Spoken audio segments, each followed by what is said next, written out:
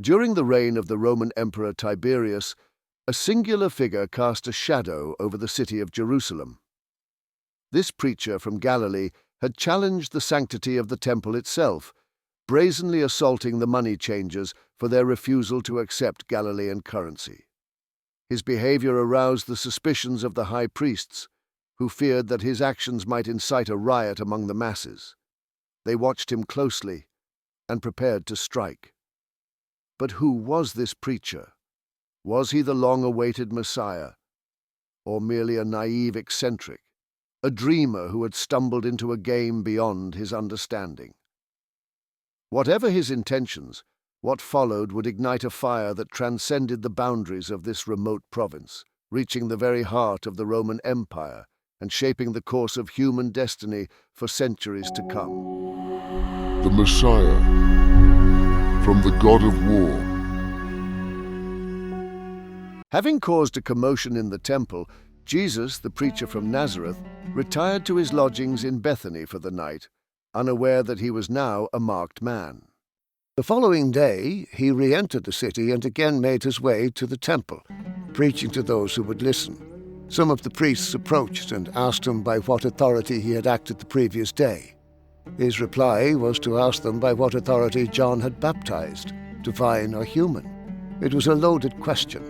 The late holy man, who had been severely critical of the priests, was still loved by the poor, and a denial of his divine authority in the highly charged atmosphere might have been risky.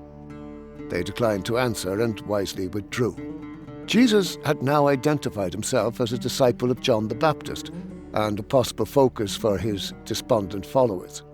He had openly challenged the authority of the priests by attacking the traders in the temple and had shown an ability for populist agitation. Later that day, the priests and their agents posed several questions designed to trap him or determine his ideological position. For example, was it right to pay taxes? And no answer would indicate subversion. His reply, give back to Caesar what is Caesar's and to God what is God's, in other words, yes, was compatible with the Sadducee stance on Roman rule. However, an alternative meaning might be that while the coin should be returned to Caesar, the land of Israel should be returned to God. Either way, the answer did not mollify the priests. They probably feared an organized coup against their authority over the temple. Such a move was not inconceivable and would have some degree of support. The wealth of this aristocratic elite and their pro-Roman sympathies made them unpopular, but an attack would provoke swift Roman retribution. Whether their fears regarding Jesus were justified or not, and they might well have been, they decided to take no chances. The haste and ruthlessness of their next move was designed to quell any such revolt before it began. The following day, Jesus again entered Jerusalem with his companions. He seemed unaware his life was in danger. This was the first day of the Passover, when it was customary to partake of an evening meal after the day's fast. It was to be his last supper. After the meal, he and 3 companions, filled with wine and bread, made their way to the Mount of Olives. Here they were set upon by an armed troop of the high priest Caiaphas. A man called Judas, who was present at the earlier supper, identified Jesus in exchange for a bribe. A short struggle followed before the holy man was dragged away to the house of Caiaphas, where the Sanhedrin, the supreme council of the Jews, had been hastily assembled. Other than Peter, who had followed from a safe distance, Jesus' companions fled.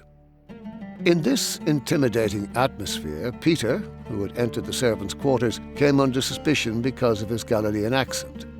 When challenged by a maidservant, he denied he was a follower and bade a hasty retreat. Jesus, now alone and abandoned, was interrogated, beaten, and ridiculed. His grilling led to the accusation of blasphemy, which would have merited the immediate sentence of stoning to death. Instead, the priests sent him the following morning to the office of Pontius Pilate, the Roman prefect, or governor of Palestine. Here, various charges were presented, allegedly prompting the question from Pilate, "Are you the king of the Jews?" Jesus' reply was, "You have said it." To the other charge of refusing to pay tribute to Rome, he reputedly said nothing.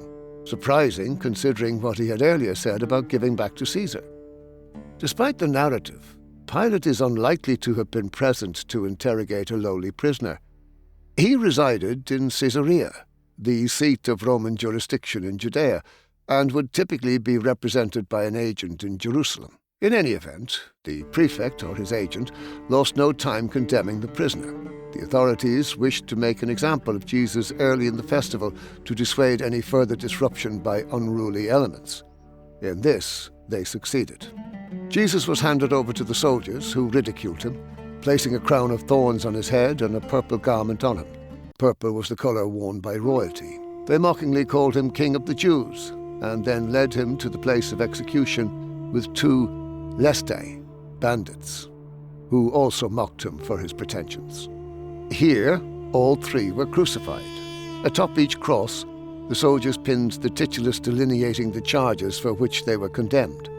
For Jesus, the inscription read, "Jesus of Nazareth, King of the Jews," indicating the crime of sedition.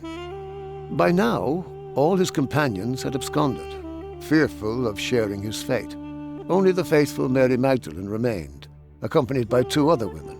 One was Mary, the mother of James and Joseph, and the other was Salome. On the 9th hour of the day, 3 p.m., 6 hours after his crucifixion, the sad figure on the cross passed away. Here the story of Jesus would have ended, a minor player in a great drama, his life confined to a brief reference by Flavius Josephus in his book Antiquities of the Jews.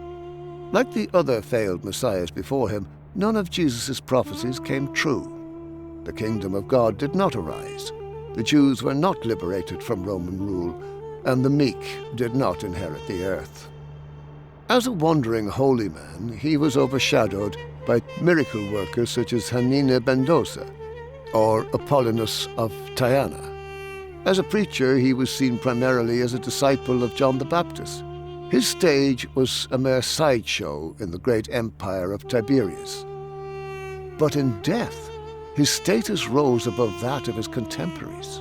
His memory would endure long after the great men of his day were forgotten. This remarkable outcome is due in part to the actions of several unrelated individuals who, over the coming centuries, would play a role in transforming the lowly tekton into a symbolic leader of a powerful religion. Mary's account of what happened next unintentionally sets the first step in his deification.